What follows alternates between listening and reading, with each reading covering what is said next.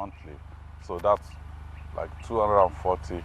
And then you have our IGR. It has gone up to about maybe 8 billion roughly per month. So that's another 8 times 12. That's 96, almost 100, like you mentioned. Okay, so you add that together, that's almost 340, yeah? But you have receipts, you know, from other sources. You have investment also in the state. And then we in Oyo State, we try to de-emphasize, you know, going cap in hand on a monthly basis, you know, to go to Abuja and start talking about federal allocation and, you know, things like that. So for us, from the outset, we said, look, our infrastructure will focus on our economy.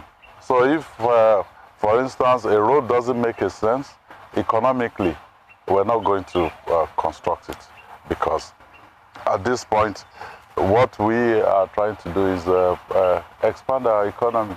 And under Omitutu 2.0, we said, look, expansion of our economy will go through agribusiness, also solid minerals, tourism, and infrastructure. You've been to the Circular Road. Huh? The idea was, look, this Circular Road, give it to a concessionaire. Let them raise the money, and then recover their money over maybe 25, 30 years. But we were looking for people, you know, concessionaire, we couldn't get out. We said, okay, we have to chest it. So the first phase, we put in the resources of the state. So in the course of the year, we spent close to $200 million on the first phase, the 32-kilometer stretch. It's in there. It's almost completed now. We'll commission it first quarter of 2026. And with that, if we get a concessionaire, we have capital receipts of almost $200 million, you know, which we can put in the budget. So budgets are estimates that, look, we hope we'll get this in, and this is how we will apply it. But in the course of the year, I remember my first year in office, I came in May 29, 2019. The budget for 2019 was prepared by the previous administration, so we had to run it to the end. We reduced it. We came out and looked at the receipt. I think the budget there was about 240 billion. We reduced it by 25%. So if you check the budget performance for Oyo State, you know, through the last 6 years, we've been at about 70-75%. So this one is not going to be any different. Okay, very good. It's good to start from that perspective, Mr. Governor. I was looking at the data that is made available, and I'm looking especially at different websites. One of them is budget. And according to budget, the state, Oyo State, has done well in some areas.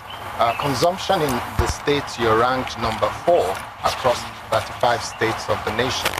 And the IGR is calculated as being relatively lower than most states. And I'm wondering, is there a problem with tax collection or generation of revenue by the state? Are there challenges in that area over the last 6 years? First, we made up our minds that we will not increase taxes on our people. No new taxes. So in the past 6+ years, you won't hear of any new taxes in Oyo State. But what we've done is we've brought in people, into the tax net. It's a chicken and an egg type of situation. What do you do first? Do you, tax the people first, or do you allow them, create an enabling environment where they can expand production? When you expand production, and you have a productive economy instead of a consumptive economy, then you are in a position to tax more and raise your IGR. So that is a less traveled road, but that is the road that we as government, we decided to take. And I'll tell you what we've done in the past, this year that is closing, 2025. We looked at the landscape in Nigeria. We looked at, schemes that other countries, other African countries, they've been able to take advantage of to expand their economy.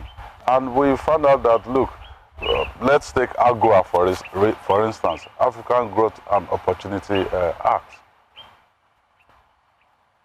What is the data for Nigeria? But countries like Mauritius, Rwanda, all of those countries, Kenya, they took advantage of AGOA. They expanded their productive base. But we were still talking about, how much is FAC and all of that. So we said, no. Now, we looked at the Africa Continental Free Trade Agreement. There's a provision in there that you don't necessarily have to operate at the national level. The subnational, can also go out there, get their deal, get their own deals, and then fulfill it. So Oyo State, in this entire continent of Africa, Oyo State became the first subnational to sign the agreement as a party to. So any day you have AFCFTA events, Oyo State will be at the table with other heads of government from other African countries. Why did we do that? We didn't want to wait for federal. We want to broaden our own productive base, and we want to be able to, under that protocol, expand our own economy and sell to other African countries. Yes, thank you very much, Your Excellency. I want to take you back to the Circular Road project. I know that your government has invested heavily in road infrastructure. Some areas that were hitherto unlinkable, you've linked them. Hello. The Seyi Makinde Road, the Ibadan Road, and that hub is the core agro business, the food basket for the state. Now, the Circular Road project, has been generating some issues, yeah? Yes, with especially about the 500 meter, you understand. What is the philosophy behind it? That is number one. And then those who are claiming that, they have properties there, so how far? What is the state doing, to ensure that those who have genuine claims will be adequately compensated? Okay. The Circular Road, the concept is, look, you need rapid transfer around Ibadan. You should have a road that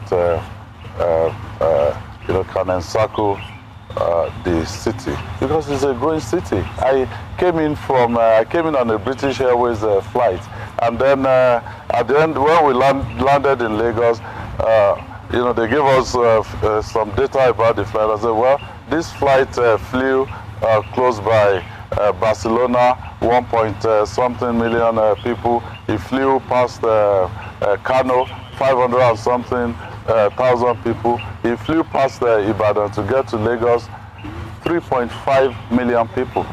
So I know that we're even slightly more.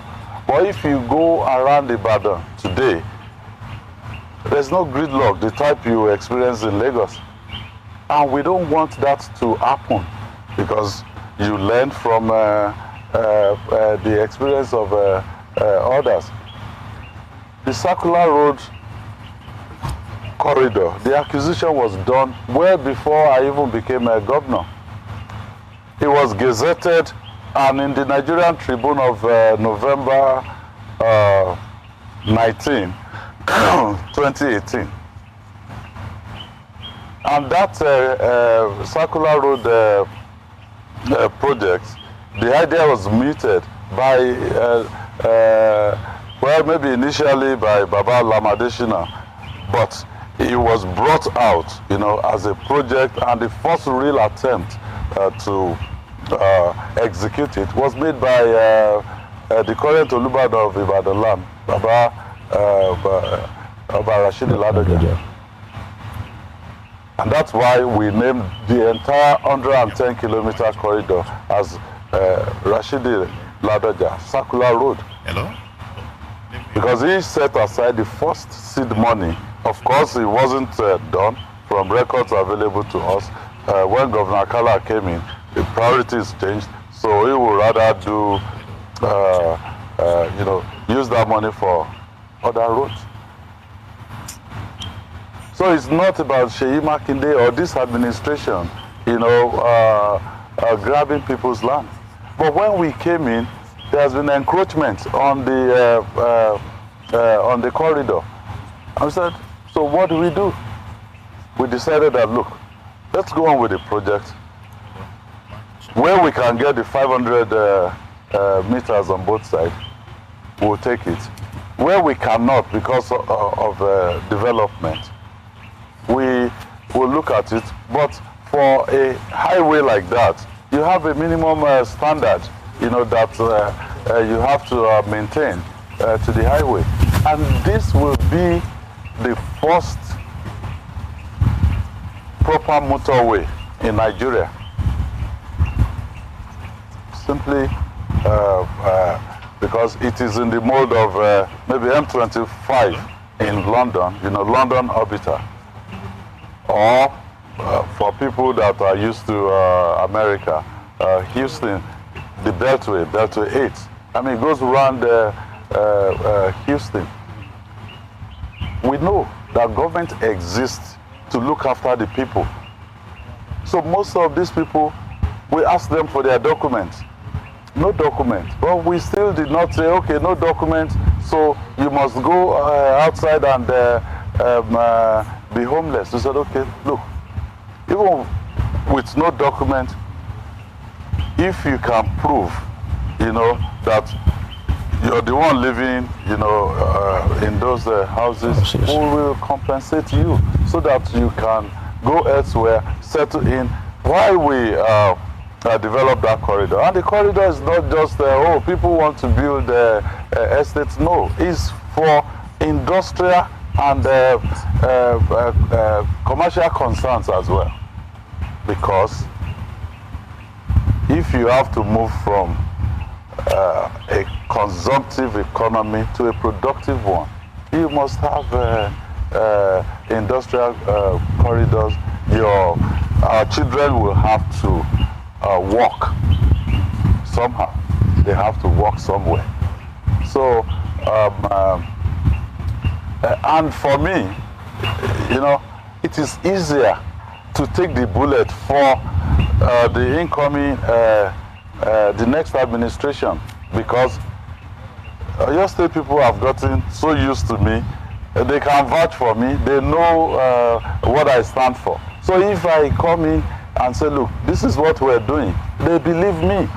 We've been able to reduce to the barest minimum the trust deficit between government and the people, at least here in Oyo State. After I went to address the people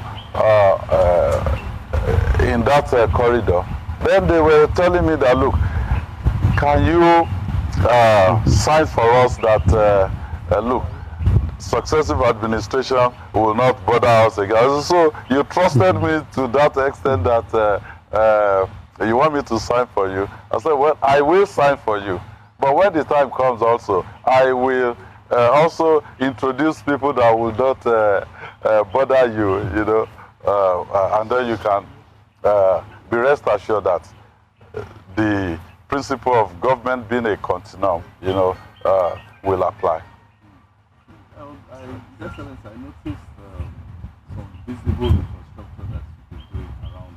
I noticed there's no portal from Challenge down there, which is very gratifying to know. But the central thing happens to be the people.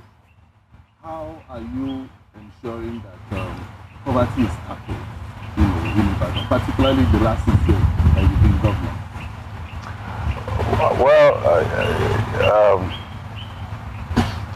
the way I look at it is, for me as a person and for this administration, when people tell us, oh, we've been around, no potholes, you know, I've driven on a state road almost 160 kilometers from Ibadan to Ogbomoso, there's no pothole, you know, and things. I say, yes, but I won't want to be remembered, you know, for, you know, building roads, you know, infrastructure and all that. No. We will love to be remembered for the institutions that we're creating that will ensure that there's good governance and sustainable development and growth long after we've left this place. That ring road that you mentioned just now, if I ask a lot of people who constructed the ring road, I went, you know, to search for the history of that road. And I found out that when it was constructed, it was the most expensive road per kilometer that was ever constructed in Nigeria at the time. And if you ask people who constructed that road now, I can tell you they won't know. So that is what you get. The only way they will know who maybe started a road will be if the road is not finished. If the project becomes abandoned, then they will tell you, this road was started by XYZ. Then that's it. Because I was walking within the oil patch at Kwale. So we went to Ogume. And then we saw a bridge. It wasn't, it was abandoned. And then I asked the people in that area, so, you know, what's this? That bridge was started during Ogbemudia's time. Successive government did not complete it. Then you can get credits for that. But if you start a project, you finish it, and people start using it, within a very short time, they will have forgotten. So for us in Oyo State, we believe that we're not going to give people handouts. We will create, and we've been creating that conducive environment for people to, you know, come in, have opportunities, and then they'll take themselves out of poverty. I was working inside a Shell Bonny terminal when they were sand filling the entire Finima for Nigeria LNG project. And then all the fishermen and those people, they built, decent houses for them. It didn't take 5 years before the whole place was turned into a shanty town. So the approach And again, I argue this with the World Bank. Their preference is, look, have conditional cash transfer, give people money, you know. And I said, no. In Oyo State, what we did was I'd rather subsidize productive efforts of people. So we said, when we hit this economic headwind, a lot of state governments, they were bringing in palliatives. So, okay, yeah, we'll have palliatives, you know, give food to people. Yeah. What we did here was we created what we called the SAFER program. It's sustainable action for economic recovery. So our SAFER program, part of it, you have the transportation sector. Where we said, look, our Paysetter transport company, they move close to 20,000 people every day. And we said, okay, for those 20,000 people, the vulnerable ones in there, students, elderly, physically challenged, they pay discounted price, half the price. So we subsidize them with 100 million every month. But that 100 million is subsidizing productivity. You're not going to just get on the bus for a ride because it's half price. You get on the bus for a ride because you're going somewhere that is important to you, that are likely going to yield something productive, you know, for you. So that's our approach here. Thank you, Your Excellency. So I must commend you. Like you said, you've seen the infrastructure. And people have described your administration as inclusivity and people-oriented. One thing I know about leadership is no matter what you do, people will have an issue. As we've seen in the case of the Circular Road as well, they've had to compromise a bit. My question is, how do you balance compromise and conviction? How do you determine what to go ahead with, no matter what people think, no matter what people say, and what to compromise? Okay. I believe that, you know, government should look after the people. And I also always tell my people that we're not the most brilliant around. We're not infallible. It's only God that cannot make a mistake. So we may take decisions that, you know, maybe in the long run may be wrong. I told Oyo State people when I was asking for their votes that I may not be right all the time, but I will be honest all the time to the people. So if we did anything that in the end we have to adjust because new facts became available to us, we're not that proud to say, look, we won't do that. So I think that's really the way we've operated. And it has connected us more to the people because they know. I go around them, I stay with them, I listen to them. Yeah. Okay, Excellency, we're going to talk about politics and power. Okay. Before we get to that, just as a follow-up to this, talk about infrastructure. Yes. We talked a lot about the circular road. But how about the airport? Why is there, you know, attempt to operate the airport in Ibadan here? I know there used to be, or there was, an existing airport. But Oyo State can take advantage of the airport in Oyo State. It's an international airport. Yeah, and it's so close. But you decided to go ahead and upgrade the one in Ibadan. And then yesterday, after the presentation of the project, we were told that you had a meeting with the Kabisi, Kabisi, Alaf, transpire. What was the matter? Just briefly. Okay. The airport in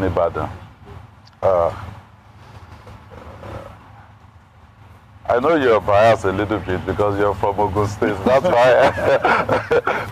That's why you want us to. But Ibadan Airport has been in existence for at least 40. It was inaugurated 1982, I believe.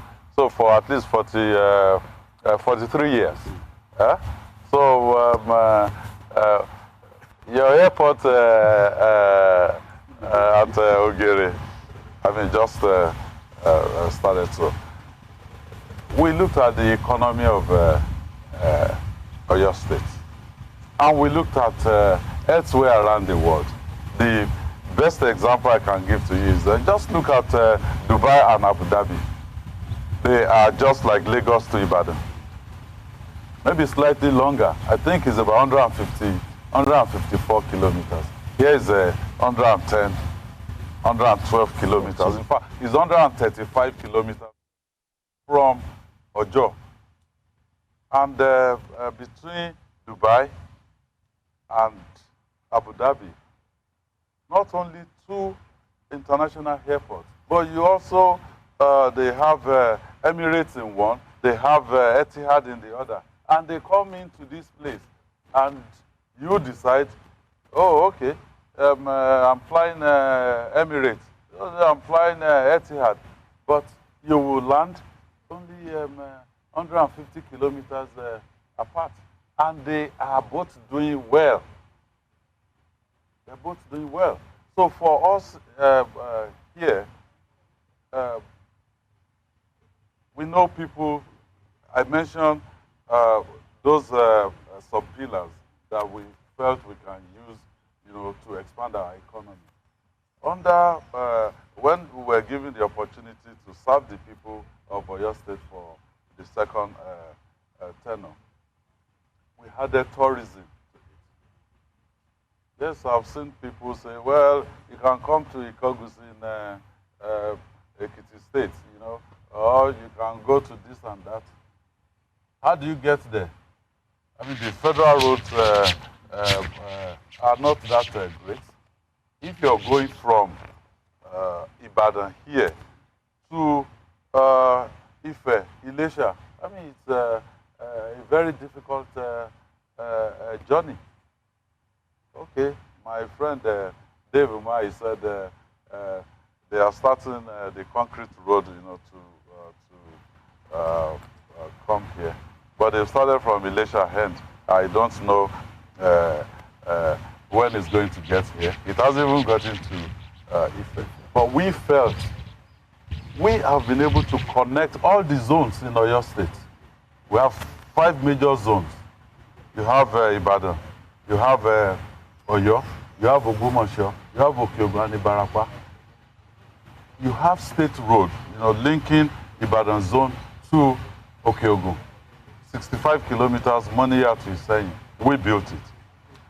You have, and that was the very first contract that this administration awarded, because Okeogun is the food basket of Oyo State, and Ibadan is the consumption center. So we needed that link. Then we linked Okeogun zone to Oyo zone through 37 kilometers from Iseyin to Oyo town. We also linked Okeogun to Ogbomoso zone, 78.6 kilometers from Iseyin to Ogbomoso. When we came in, it was a footpath. There was no road at all. So we constructed it brand new, 78.6. I remember when I called my chairman, the chairman of Governors Forum, to come and flag off the road for me. He looked, because we had constructed about maybe 5 or 6 kilometers before he came in to flag it off. He said, Seyi, this is a federal project that you're doing here, because it's a solid road. And currently, we are linking Ibarapa zone to Ibadan through Ido-Erua road. So we've done all of that work. We have tourist centers tourist attraction within Oyo State. We've done the heavy lifting by connecting all the zones in Oyo State. If we have the airport in Ibadan as a gateway, for people, we can really be on our own. We can do things, as suitable to our own state and our own environment. So, and between Imperial Majesty, Baba Ladoja, and Alaafin of Oyo, they were with me, during the signing of the budget. And after the budget signing, I said, Kabiyesi, because it was Baba Ladoja was a former governor, so he understands the configuration of the government, the governor's office. So I said, come, sir, let me show you where your chief of staff used to be. I'll turn it into a coffee room. Sorry. So I'll turn it into a coffee room. And so I went to show him. I said, look, let's have coffee in here. And then Alaafin said, look, can I join also? I said, oh yeah, Baba, join, let's have coffee. And that was exactly what we did. I mean, I see it as being really funny. When, we engage at the federal level and say, look, we think you should do this for the state. And then we hear things like, oh no, you cannot empower your enemy or your competitor. With what? Yes, we'll play the game. While we're campaigning, you will say all sort of things, about the other parties. You try to sell your own programs, policies. But once it comes to governance, because destinies are involved, I mean, even generations yet unborn can be impacted. I was telling somebody the story of me meeting with the cabinet secretary in Kenya. That is the equivalent of maybe SGF in Nigeria, the number 3 citizen out there. And he said to me that, look, we were in his office and watching the drama in Gaza, between Israeli and Palestinians. And then he said, look, this could have actually been Kenya, because when they were looking for land to create the state of Israel, Kenya was actually considered. And that bill was defeated by 1 vote in parliament. So some of the things we do in governance, we may think, oh, okay, this is just easy. But generations are yet unborn. So for us, we feel, and for me personally, if you know my political trajectory, this is my very first job in the public sector. And I got the job when I was 51 plus. So what happened to me between 0 and 51?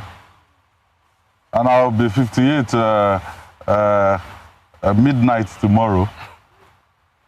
So what happened to me between 0 and 51? I operated in the private sector. And I operated not only in Nigeria, but, across different continents. So I believe once prayers have been answered, because I believe nobody can get anything without God giving it to that individual. And even leadership. You cannot become a leader by yourself. It is because God has given that position to you, and He will give people the kind of leaders they deserve at any particular time. In my own Bible, God allowed a wicked king to be enthroned. Because at that particular time,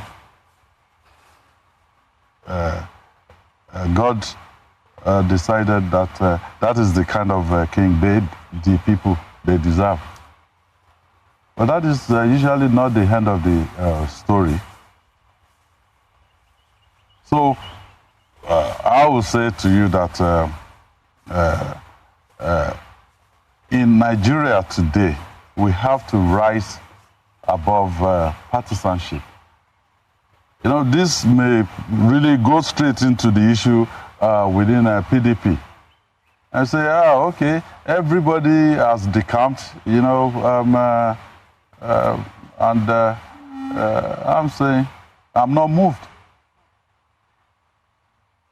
Because the people that negotiated Nigeria, they have two major things that was in there, in that negotiation. First, federalism. That's why they called us Federal Republic of Nigeria. Two, multi-party democracy. That is why, upon independence, you have an action group here, you have Northern People's Congress, you have Northern NEPU, you have NEPU, you have NCNC. You understand? At independence, it was multi-party democracy. So now you're moving the country towards, you know, a one-party state. It won't work. I was in Ebonyi a few days, maybe 2 days ago, on Friday and Saturday. And then they brought cola to me and said, look, this cola in Igbo land, if you are receiving, you know, a big visitor, you know, this is how you do it. I said, well, kola nut is grown in the west, eaten in the north, and literally worshipped in the east. So you have different nations, different culture within the nation called Nigeria. And the people that negotiated our independence, they felt, look, to have unity in that diversity, it has to be a federal arrangement.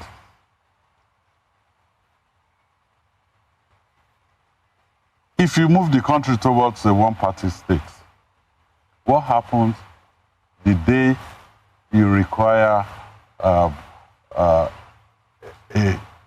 multi-party or bipartisan approach to issues? Who are you going to call?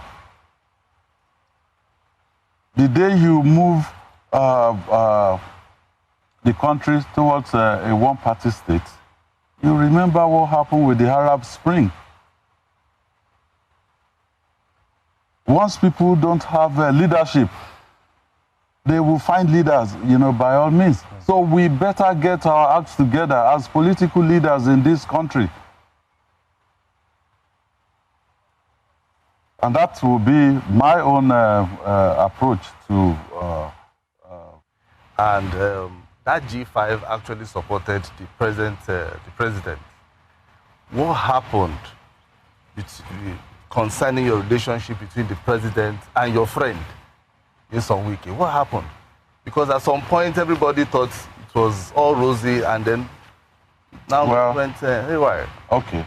I contested the election for the first time in 2007 to go to the Senate here in Oyo State. And, well, I lost. I contested under AMPP. I was in PDP with Baba Ladoja. You remember his impeachment and all of that, all the shenanigans that happened within that period. So it wasn't possible. The PDP franchise was handed over to Baba Dibu.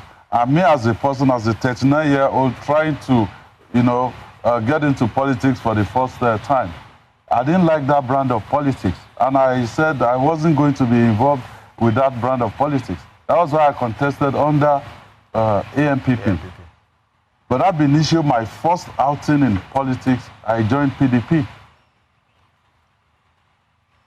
So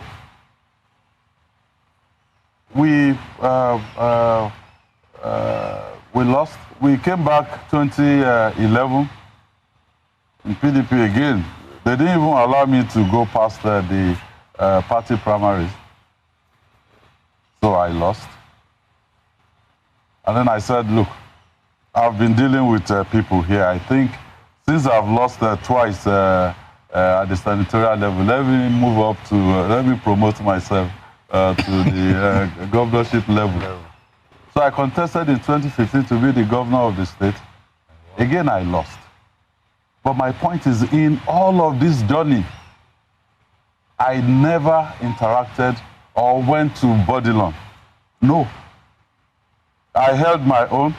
Whatever I couldn't get, you know, through the people of Oyo State, I don't believe in godfatherism in politics. So I didn't go. I stayed here. But 2019, the people of Oyo State decided. Did they decide because there was influence of anybody from Bodilon or from outside of the state? The answer is no. So, 2023, we felt that, look, after 8 years of President Buhari from the north, the presidency should come to the south. And I need to also say this, I don't believe that will be a permanent arrangement in Nigeria. I believe Nigeria will get to a point where, you know, if you like, two Ibibios people can be president and vice president, in as much as they are qualified, and we have strong institutions that will ensure that they do what is right for the people of Nigeria. So we felt, look, presidency should come to the south, and within my party, Wike was contesting. I supported him. He lost at the primaries, and then Waziri, former vice president, won from the north against, you know, what we were thinking. But I said, look, if our party has selected somebody from the north, you know, then we should sit down and decide, you know, how is this thing going to work? He came to Ibadan. We were at Ogunlesi Hall out there, and we mentioned to him that, look, you are the candidate of the party. You're from the northeast. Iyochia Ayu, the candidate, the national chairman of the party from North Central. And in that meeting, we were facing the press. I didn't tell him this, you know, in the confines of the government house. No. I said, look, this is Governor Tambuwa. As of that time, he was the chairman of PDP Governors Forum. I said intelligence indicated that you will appoint him as the DG of this campaign. He's from the Northwest. So what are we supposed to use to you know, campaign, convince people? Because politics is a game of numbers. So we couldn't reach any agreement. We met with him in London, and we said, look, for me, the only thing I said to him in London was, allow us to go and remove Iyochia Ayu, and then make Arapaja, you know, the acting chairman, because he was deputy national chairman, South, at that time. Make Arapaja the chairman. He will be at the table when you're all talking and deciding. So in London, I said, just agree with us there and then to go and remove Ayu. How we do it, don't even bother about it. He said, well, we should give him 1 week. He came back to Nigeria, and then the famous statement that, well, these small boys, we have moved on. Okay, so if you've moved on, what will I do? We have to do something. That is politics. So we couldn't reach that agreement. And it wasn't Wike. that guaranteed the president before me, because I never dealt with them. I've never had any political dealings with them up until that point. Someone else did. I said, okay, fine. If this is what we will do, we'll support you. But even as a candidate, I must have mentioned it more than maybe 3-4 times, that our expectation would be a government of national unity, a government of national competence, where you can start the process of resetting this country. But is it what we're seeing right now? Is it a government of national competence? Is it a government of national unity? The answer is no. When the president said, look, nominate somebody who may be appointed as a minister, I said, sir, what position do you want to give to us? Then he said, I'm looking for a developmental economist who can be the Minister of Budget and Economic Planning. I said, okay, I will look for somebody that fits that bill. And I sent somebody's name who is Oyo State indigene, and I sent it to him. The individual wasn't selected. Rather, they selected the current Minister of Power. He wasn't taken to Ministry of Budget and Economic Planning. He was taken to Ministry of Power. A subsequent meeting with the president, he said, Seyi, I think I must have gone to him to seek for approval for the upgrade of Ibadan Airport. He said, I will sign it for you. I'll give my nod. But sit down. What's happening politically? I heard you're upset because you were not your nominee was not given the ministerial slot. I said, sir, in Yoruba land, if you don't want the pregnancy to be aborted, you won't want the baby to die. Because it's easier to abort a pregnancy than, to kill a baby. I said, you will decide at the end of the day, who you want to work with. We can only suggest people. But if you know people that fit, your bill about the kind of individual you want in your cabinet, we are just to support you. However, let me say this. If you've selected the Minister of Power because you want him to help you organize APC in Oyo State, he doesn't have the capacity. I told the president. He said, no, Seyi, it's you that I want to help me organize APC in Oyo State. I said, no, sir, I can never help you organize APC in Oyo State because I am of the PDP. So, if we have a government of national unity, a government of national competence, we will have been in a very different environment right now. And let me just mention again this issue of Wike. This. Your friend. Huh? Your friend Wike. My friend Wike. Okay. So this was the exact first contract that Mobile gave to Macron. I was 29. It was $1 million. Within that 1 year, I made $1 million in my pocket. I was 29. 1997. Wike perhaps at that time just left. He just left law school. And then his next job after that was local government chairman. And the trajectory was, yeah, I don't beef anybody. But the real issue is that I was in a meeting with the president and Wike. And I'm saying this, in an open chat. The president's chief of staff was also in that meeting, and a few others. And Wike said to the president that, well, sir, I will hold PDP for you, against 2027.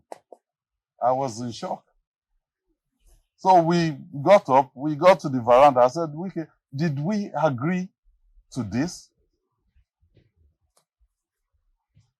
I don't like talking about people, and I will not talk about people or talk about events.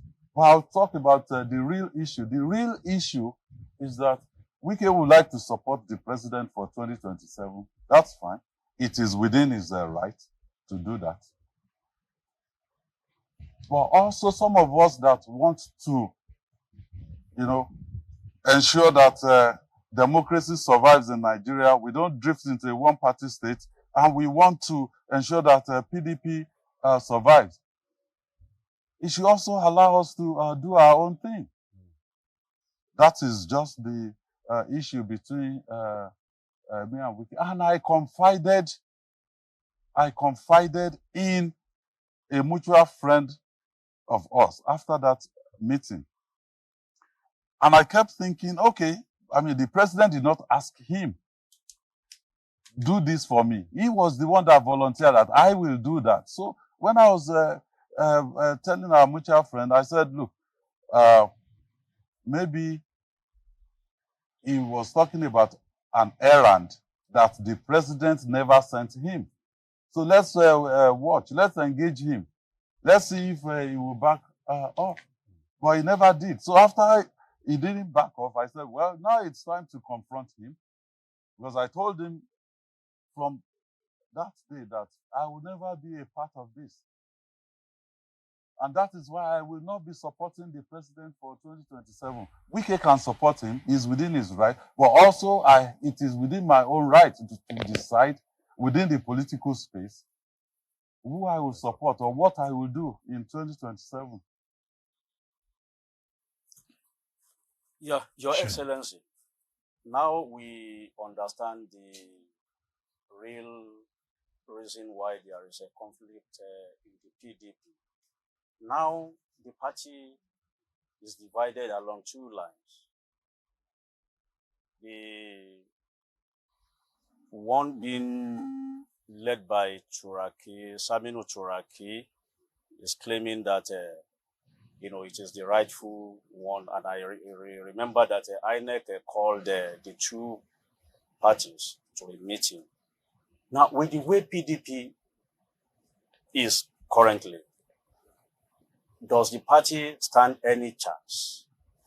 Number one, in the forthcoming season elections, and in 2027, does the party stand a chance? Because Nigeria needs a credible opposition now to withstand the what is going on, because you yourself mentioned it that the country is fast moving towards a one-party state. Does PDP have any chance? Well, the president has the power to call his minister to order. Say, look, allow democracy to survive in Nigeria. And by the way PDP is today, there is no faction in PDP. We held a convention here in Ibadan. We gave adequate notice to INEC, which is all that we're required to do under the law. So, it may take INEC some time if they choose, to behave like the ostrich, bury their head and the whole of their body is outside. and the current INEC chairman. The job is even very difficult to start with. Now to add all of these things that they're not supposed to add. They basically, this meeting that you said they called the two factions together, they played our people. They invited them and said, we want to engage with the leadership of PDP. And then they got there and found out that they called the Anyanwu and Co. I said, that's even silly to start with. I mean, pardon my language. Sometimes when I get upset, I can speak off. No. So let me finish with Shina. So, why did they not call Damagun? Maybe it was Anyanwu that was the secretary when Damagun was there. Chairman. Yes. And the notice that went to INEC was a notice signed by both Damagun and Anyanwu. I wanted to basically, ask that they expel Anyanwu at a neck. But people, leaders came and said, look, let us not do that. Let's get the two of them together, and all of that. So the Supreme Court already said whoever is your secretary is the internal affair of the party. There's a Supreme Court judgment on SDP how many days ago saying exactly the same thing. So we had a proper convention here, and Wike and the rest of those people were expelled, and they've been expelled. Even if the court says, look, the convention is not valid, which I don't think is possible, because up to the Supreme Court already said, look, internal affairs of the party is internal affairs of the party. So they can only delay things. But there may be unintended consequences for, trying to kill PDP. There's a danger that if you do that, you may, unknowingly, kill democracy in this country. God forbid. So that is my own position. Yeah, Mr. Governor, it's interesting what you just revealed now. A lot of people were not privy to that information in terms of your position and what former Governor Wike, now Honorable Minister of FCT, had said in your presence to the president. Now, we're in Ibadan, and the Yoruba side of me comes to play, that there's this saying, if you translate into English, how do you put it? When your neighbor begins to eat cockroach during the day, yes, if you don't want him, that's you will nice. not get any sleep. Because Yes. that's exactly what has happened to your political party that we've got its flag right behind you, PDP. You were there, one of the 5 wearing Ashebi, Yes. with Wike and Autumn and the others. Yes.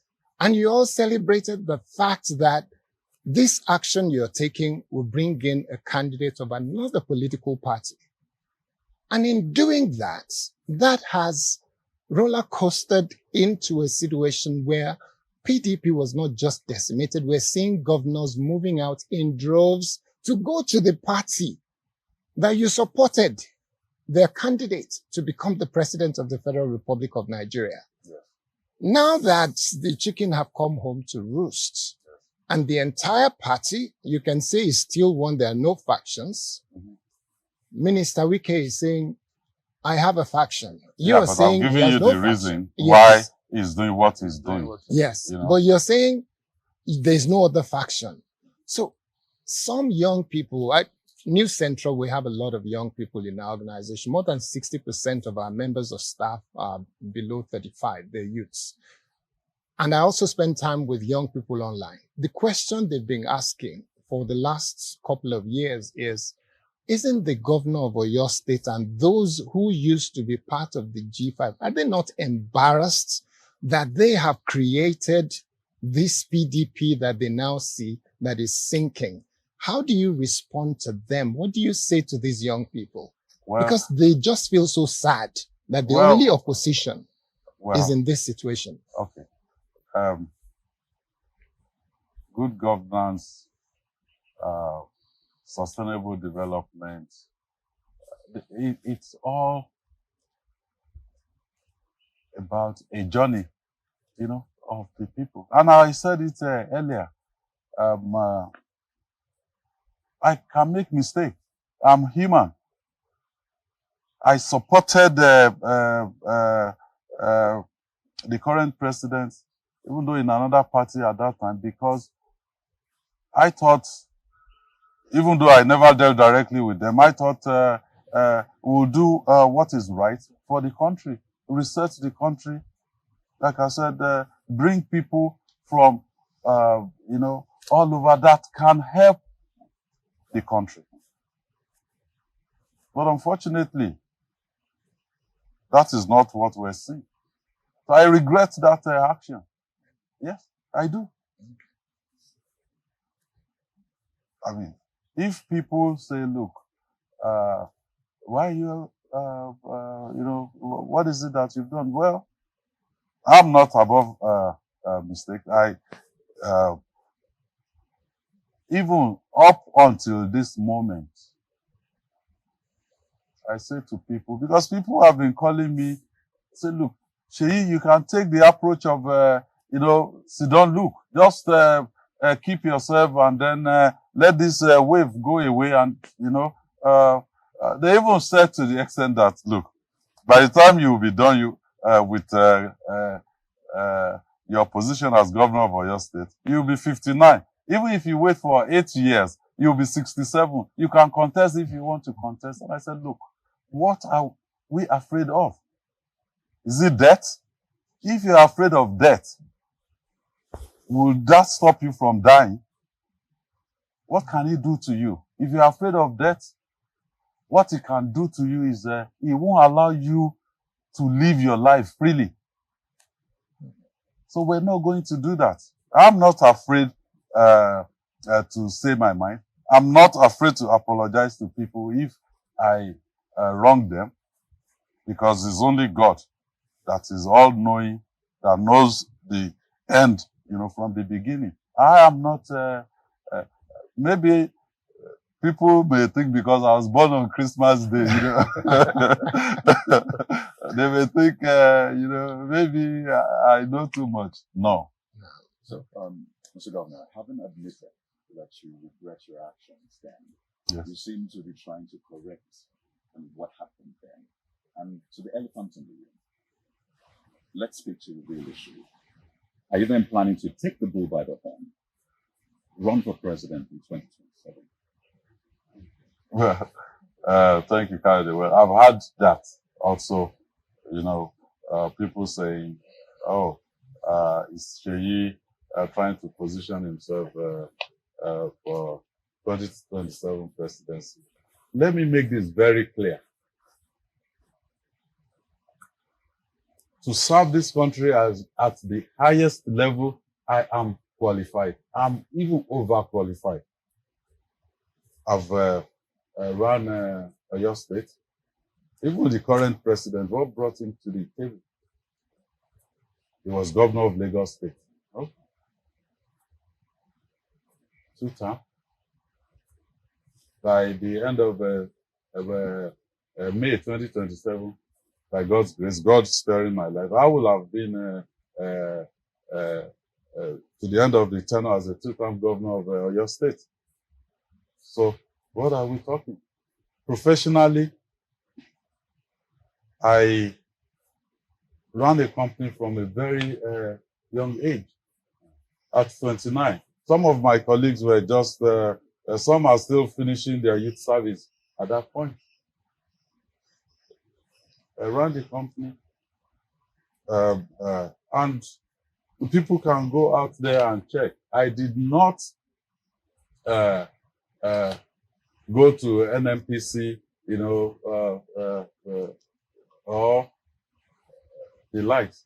No, I was working for multinational oil companies. We worked for Shell, ExxonMobil, Chevron. To the extent that when I go on holiday to my house in Houston, ExxonMobil came to me and said, look, we want to work in your neighborhood. We have work to do in Chad and Cameroon, on the Chad-Cameroon pipeline project. I personally, I was in Kribi, where they positioned the FSO. I sent engineers to Chad. I sent engineers to Cameroon. You can't go there because you're Nigerian. No, you can only go there because professionally they have trust in you.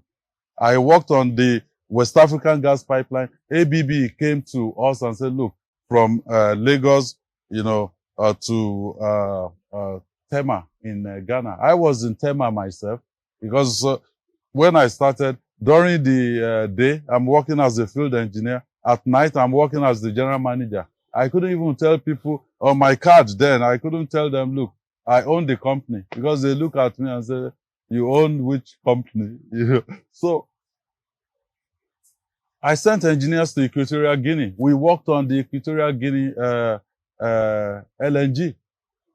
So all of those things were because professionally we did what was right. I could have joined politics in 1998 because I made enough money to do that. But I won't tell you I'm a foundation member of PDP. No. I joined PDP in 2002. And why did I join? I joined solely because of Baba Ladoja.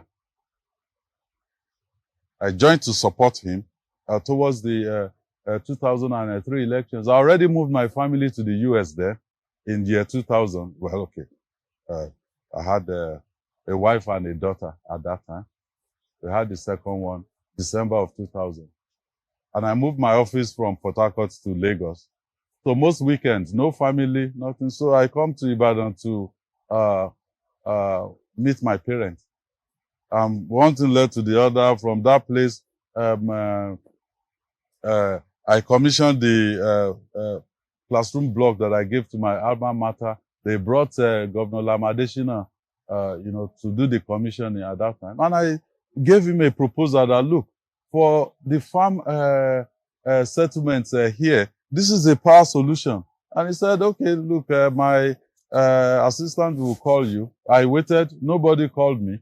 So going towards 2003, I thought, look, if you look for a professional, you know, to be elected as the governor of Oyo State, maybe things may be one shade better. Are you running for president? Okay, well, let me be very clear. At this point, you need to have a party. You need to have a competitive political environment. At Ebonyi, I said to the Igbo nation out there that in 1999, we were going to have a almost very similar situation that we're in today. All the generals, all the elites, you know, they were all gravitating towards PDP. Until Ogbonnaya Onu gave up his presidential ticket in APP to have APP and AD join together, and they produce Baba Falaye and Shinkafi. And the environment became instantly competitive. So I'm not fixated on running or not running. but if the PDP is right and the welfare. So, Right now, if I correctly calibrate the environment, we have to go beyond its PDP. We have to channel our energy towards having a competitive political environment. okay. And that means we need to talk across board. We need to start talking about survival of democracy in Nigeria. Individual ambition, it's tertiary, not even secondary. So It's, looking to bring APC to PDP. we should keep talking, even with people within APC that are not happy in there. We will talk to them also. We should all keep talking on, because we run the risk of the Arab Spring. You have people without leadership. A shoemaker will be made a leader for them, and they will show us. In fact, people should write it down. What Nigerian people will show politicians and elites in 2027, we cannot imagine it right now. And when they say governors have defected and all of that, what of hunger? Where is hunger? And anger in the land, has it defected? So, Okay, Governor. sorry, Before Dr. Abati. before we'll take a short break. Let me tell Kayode. You see, if we don't do what is right for democracy to survive in Nigeria, it will be, very difficult in the foreseeable future. So that's really. So the issue of are you running, are you not running, and things like that. That is it's still far off. At this stage, we must ensure a competitive political environment. Okay, Governor. We're going to take a break shortly. And when we return, we'll be discussing security, both nationally and in the world. But before we take that break, let me ask you. Now, with all this that you have told us about the relationship with the center, at a time when 28 state governors have already moved into the APC, some of the other ones that are not yet in the APC, we don't know what will happen tomorrow. They're doing press of that. And the excuse they give is that they cannot afford to isolate their state from the center, and that they are doing it for the benefit of their people. But you are saying this is where I stand. Now, have you seen any difficulties in terms of what comes to your state because of your political stance? And secondly, economic hardship. I think it was James Asukwo who was asking the question about what are you doing about poverty. Now, many Nigerians blame the Tinubu administration for the economic hardship.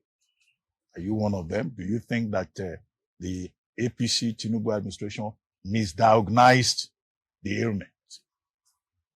Well, Dr. Abbas, let me just first of all make one clarification. When you see governors, they say they are defecting. A classical case is the last election. Governor of Delta State, he was the vice presidential candidate of PDP, a sitting governor of Delta State. Particle lost in his state. So, you're talking about elites and all of those things, governors. How about the people? What are they doing? What are they saying? What are the people? What are they telling us? So, I'm not bothered. I will still continue to say that. Now, let's deal with the issue that you've raised. What's my relationship with the center, and do I feel any impact? Well, I believe the center right now,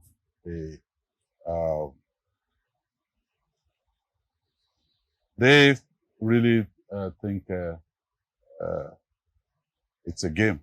So we played the game, and then we got into power. The game game on. But I came in to Oyo State from day one as opposition. When I became governor here, President Buhari was running his second term. So I've learned to rise above partisanship, to present, our case. We went to President Buhari, said, look, we want state police. And he said, well, I can't support state police because you state governors, you're not even able to pay salaries of your workers. Federal government is giving bailouts and, all of that. Why should I support you harming people that, you give them guns and you won't be able to pay them? And we said, well, okay, sir. I was just maybe 4 months or so as a governor at this particular time. But from day one, when I came into office, we've always paid salaries on the 25th of every month. This is the 7th year running, and every year we pay 13th month salary. So we've gotten that template right in Oyo State. In the beginning, they said, okay, let's see them. We were there before. He won't be able to sustain it for more than a year. But we've sustained it for going to 7 years now. So if you now take our action after, the president's position, we said, okay, we can't have state police, but we can have Amotekun. So we came together as governors in the Southwest, and we launched Amotekun, which was midway between, the state police that we're asking for and providing security for our people. So sometimes you won't get what you want. Like the airport in Ibadan, I gave to the president, please, let us upgrade this. These are the things that we want to do. And he said, approved at no cost to the federal government. And I said, thank you, sir. At least the approval means something to us. We can go out there and do the work. And we were grateful and thankful to him. But we went around looking for money, to fix the airport because it is important to Oyo State economy. Same for federal roads.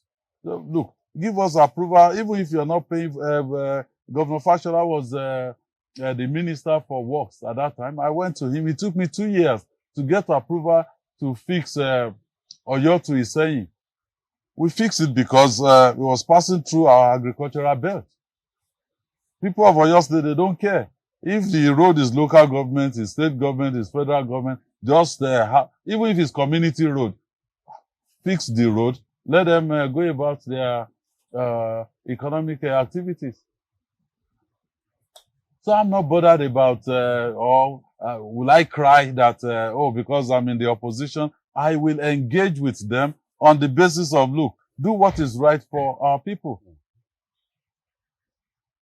At least you have voters in this state and people that are APC as well. Even if you're not doing it for Seyi Makinde or this administration, do it because of your own people as well. That is the way we've engaged with the federal government. I went to the president and I wrote to him and said, look, Oyo State, let's solve this illegal mining thing. We gave a proposal. I have it on record. The president signed and said, look, go to the Minister of Mines and let's look at the model. If we solve it in Oyo State, you can replicate it elsewhere in Nigeria. After all, during COVID, I argued at the National Economic Council when they came in, Professor Oshibajo, the VP then, and said, look, mandatorily, we must go and lock down everywhere. And I said, sir, I cannot lock down in Oyo State because I know people here that if they don't go to work today, they won't eat tonight or eat tomorrow. So where am I going to get what to feed them with? So we went back and forth, and then we agreed that Well, let it be voluntary. If you think your state has to be locked down, lock them down. And we did not lock down in Oyo State. So we gave the proposal. We went there, held meetings upon meetings with my security team, with the Minister of Mines.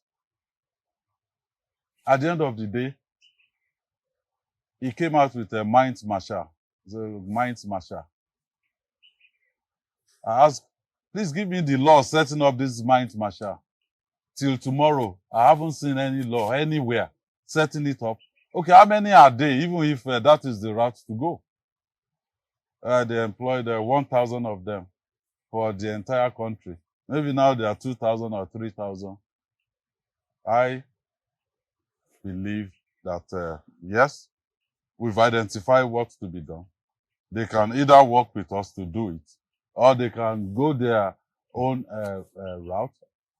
Usually the nature of problems is such that if you have a problem and you're able to solve it, it will go away. You move on to something else. But if you're not able to solve it, it will come back.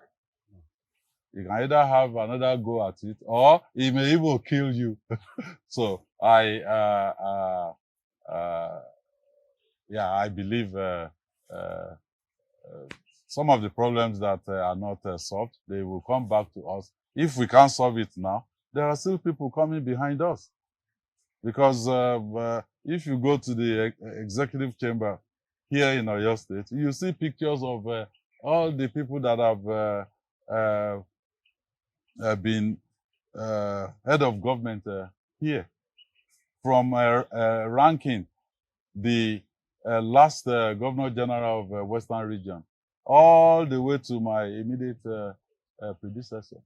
So this is a place with a lot of history behind it. Some of them, they came in, okay, AG Baba Olowo, they came in with AG, Action Group. Then you've seen UPN, you've seen MPN, you've seen SDP, you've seen PDP, you've seen AD, you've seen AC, ACN, APC, and then PDP. So government will come and go, but our state and our country will remain. And however we lay our bed, that is how we will lie on it. So if we say we won't solve this problem now, the problem will not go away magically. And then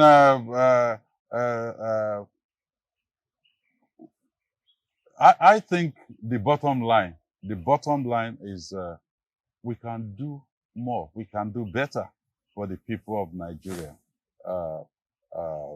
And when I was campaigning here in Oyo State, I challenge anybody, if you see a video or anything where I said to the people of Oyo State that, oh, this government, they haven't done this, you know, because of that, don't vote for them. No.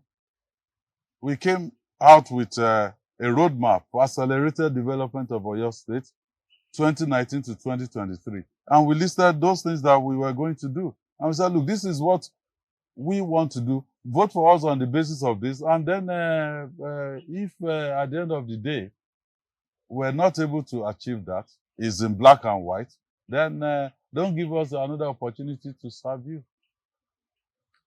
Well, His Excellency already talked about security. I'm a Tekun State Police. You just take it. Do we take a break now?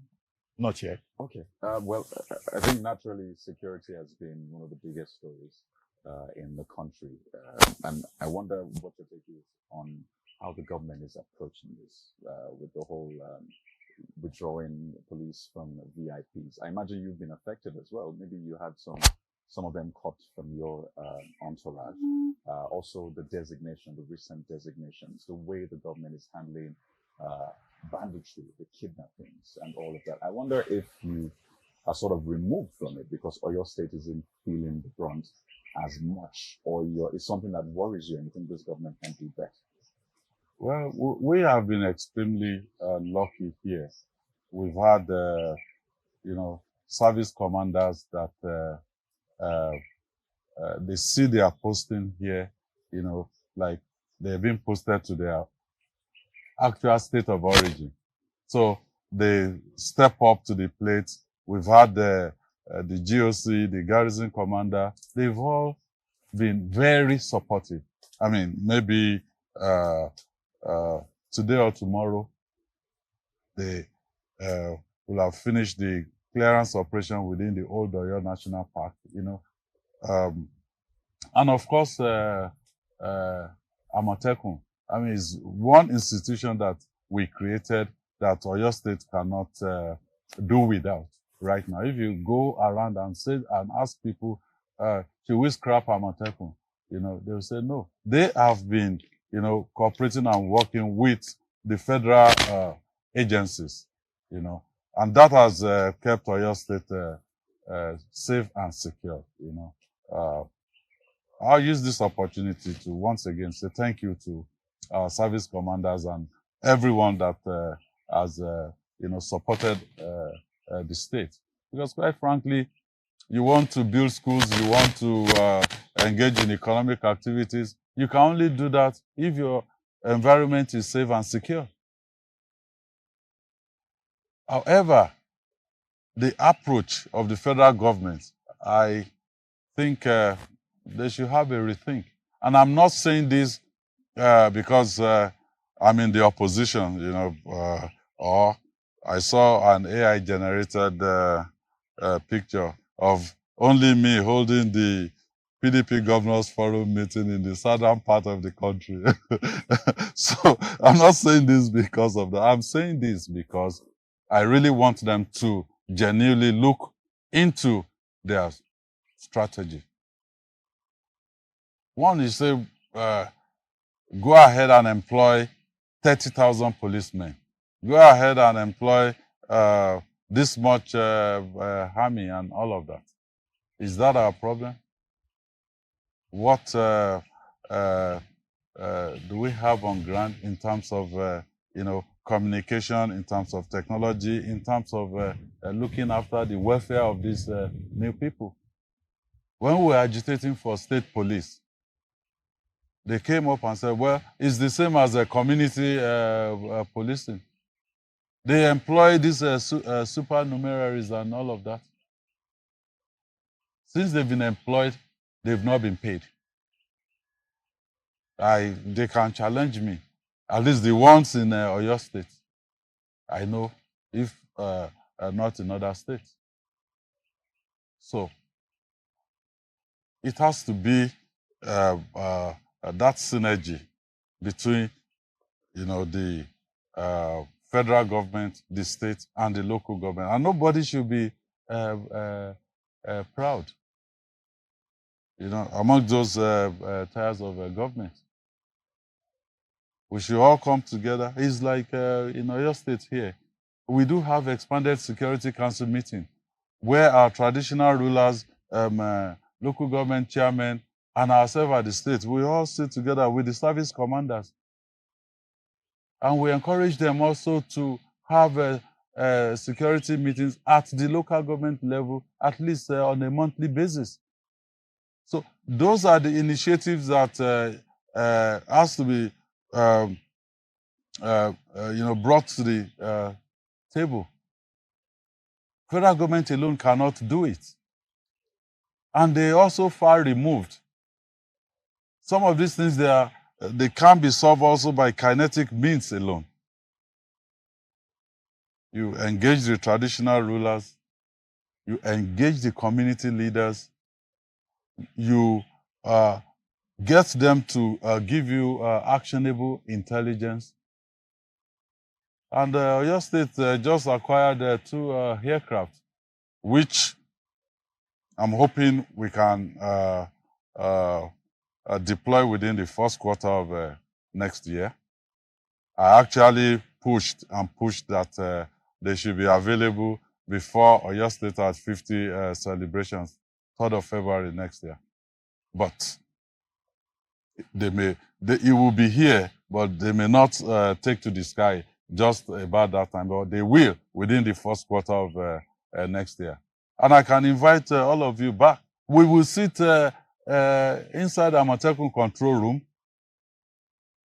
and ask the aircraft to fly to anywhere in Oyo State, Ogbomoso, Okeogun, or anywhere.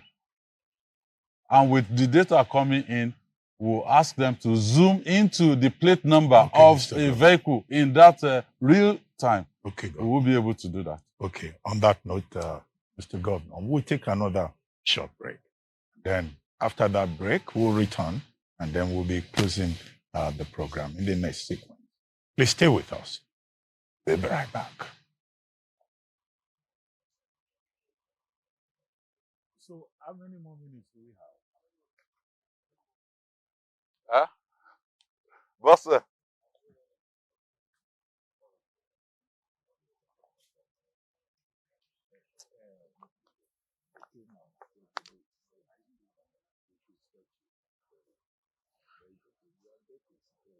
how many more minutes? 15. I'm not extending, I'm tired. Huh?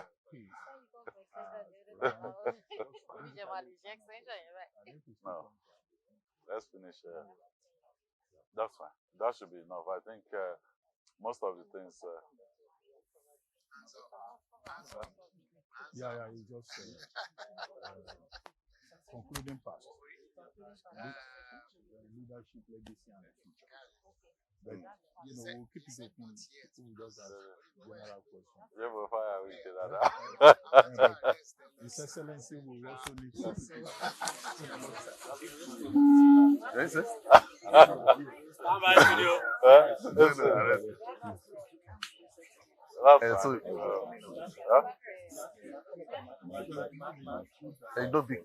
If you increase it, you look as if you are shouting. That is the thing.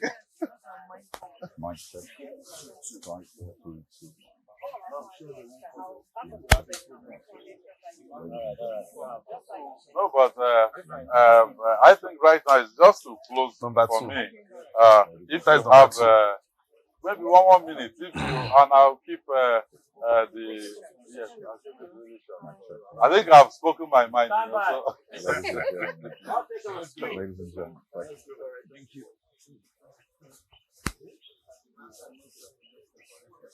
Have you?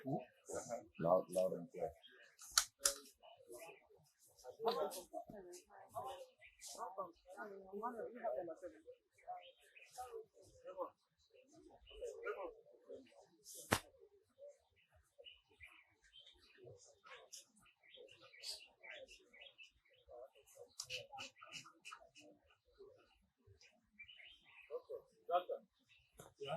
Okay.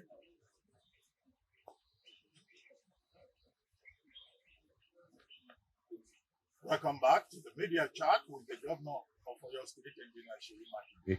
If you are just joining us, that's what we've been doing for the past 1 hour plus, and we're just about to round up now. Well, before we went on break, we had talked about security.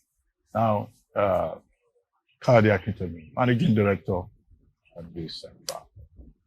Yes, on the issue of security, I know there are a number of is that Oyo State has not been a flashpoint. It's not being an area that we've had many incidents of insecurity. So I will say give credit to the governor. But there's an area that I'm sorry I may have to go back to that I find even more important because of the people of Oyo State.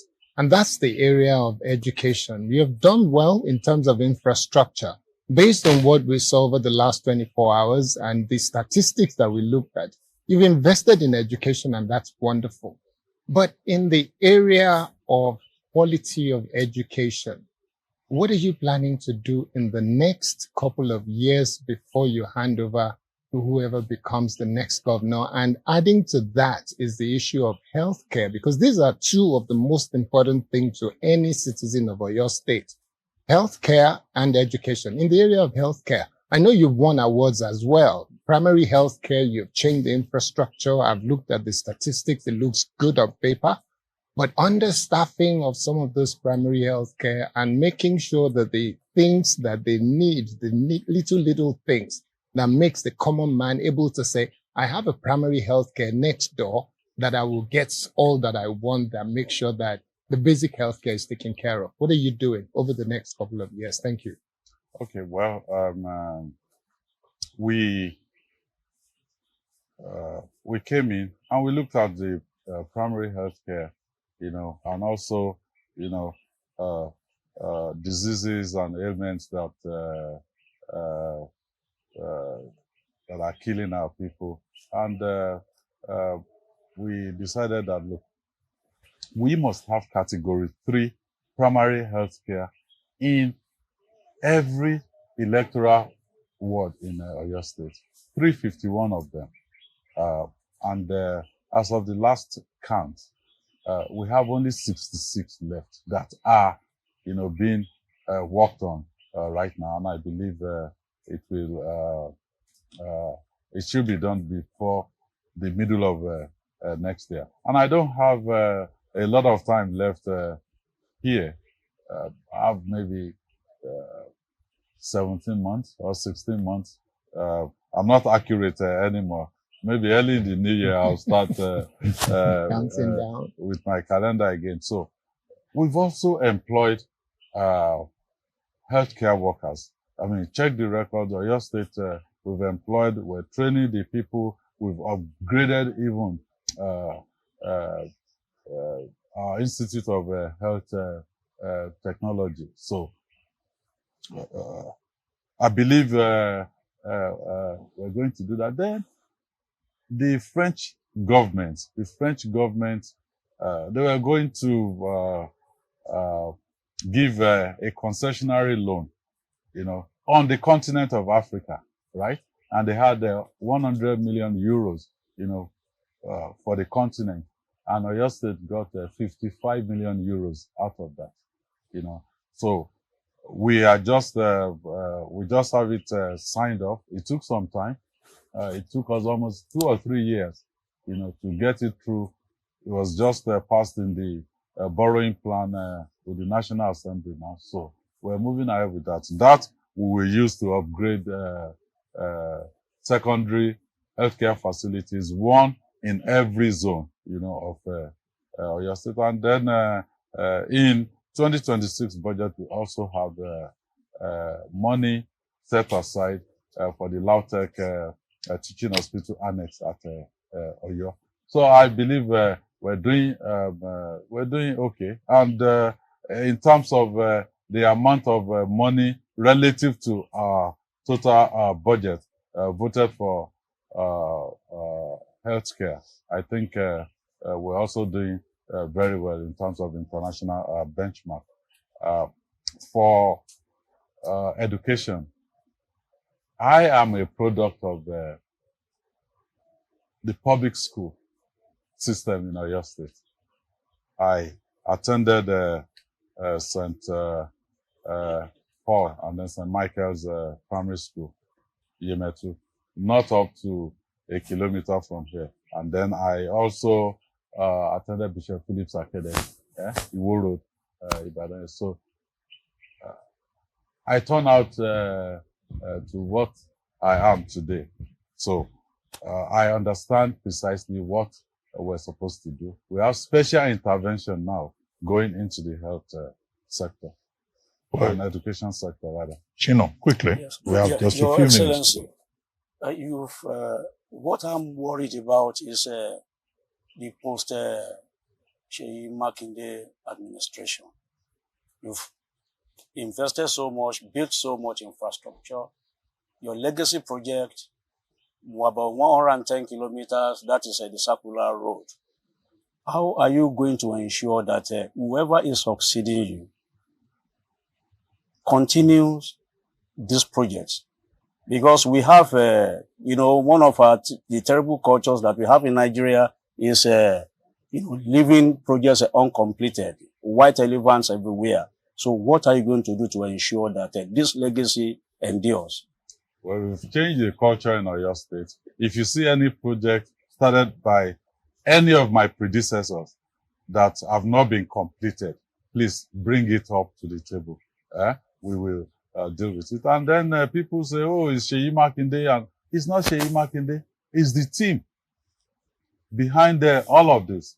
So I ask the people that, if we're talking about the team, you've watched Omituntun 1.0. We call it Omituntun Apakini here. And then you watched Omituntun 2.0, which is my second tenor. What we are cooking now is Omituntun 3.0. It may get to 4.0 and all of that. Because it's the team. We just, get someone else to lead the same team, and we should be able to solve that problem that way.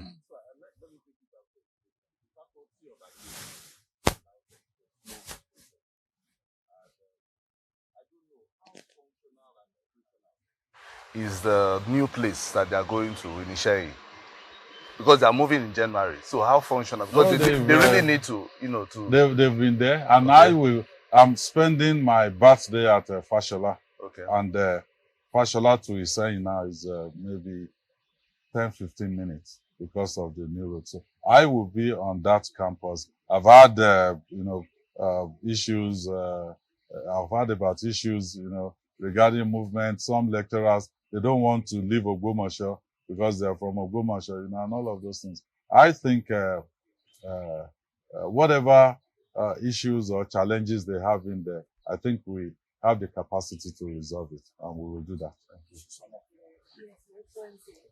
Beyond the policies and infrastructure, what would a Jami there say about your administration that has changed their life or his life? Well, what I heard from Jamiu, from Bere, is that, look, Mr. Governor, we don't want this music to stop. Mere paying salaries on the 25th of every month is about now 20 billion naira for the state, and about 12-13 billion naira for the local government. That is 33 billion naira into Oyo State economy every 4 weeks. Jamiu, carpenters, traders, market women, they all are having this. And then you need to look at, the atmosphere that we've provided, the economic activities going on in there. I think their concern is, how will this music not stop? And well, Governor, we just asked 2 questions. Mine is about lottery and gaming in Oyo State. Your DG gaming and lottery was on Arise News a few days ago, and he was saying, look, the Supreme Court has ruled that states are the ones to control and regulate, not federal government. 2 days later, President Tinubu said exactly the same thing at APC meeting publicly. But do you have any hope that the law will be followed by the federal government? Then quickly, you add your own before we wrap it up. I just want to speak to the environmental situation in Oyo State. Just speaking to people, Ojo, Bodija, all those areas, there are lots of refuse left untended. So is it an issue with the ministry, waste collection, or an attitude of the people? Something has to do, because Oyo State deserves to look even much better. Okay. Let me answer Dr. first. Double speak and all of that is consistent with how this administration at the federal has evolved. For instance, they created LCDAs in Lagos. Is that consistent with local government autonomy? What are you saying when you have created LCDAs? Are you not saying that the local government should be under the state? So how come now, suddenly? So I know there's a court judgment. We just have to wait it out. Some of these things, they may not be resolved strictly through the judicial process. Some you have to negotiate political solution and, things like that. I think this will fall into that category where people should honestly come to the table and say, look, we have issues with this area or that area, but you can't keep shifting. If you are at the subnational level, you take one position. If you are at the federal level, you take another position. I don't think that is good. Now to Kayode. The refuse situation, I've had to apologize like maybe 2 or 3 times now. I think it's power play within my own team, you know, where they're talking about, oh, we should do this and we should do that. And they took it too far. I met with the folks involved yesterday, and I think we will resolve it. Yes, it's an issue. If a problem is not solved, it will keep coming back to us until it is solved. But I believe we'll solve it. On that note, Governor, we would like to thank you very much for hosting us here in Ibadan and having given us this opportunity to have a chat with you. We wish you a Merry Christmas and Happy birthday. Every December 25 is a double celebration. Yes. And thank you. Kayode Okikiolu, Yep. channels, Well, yeah. television, Kayode Akintemi, TV Central. News Central. News Central. There's TV. News Central. Shino Oladende, editor Sunday Tribune. James Asukwa from TV Continental, right? TVC. And then Mrs. Giwa Mofua from Dominion Television. And thank you all at home for watching. We've been talking with the governor of Oyo State, Engineer Seyi Makinde, whose birthday is on December 25. Bye for now, and thank you very much for watching.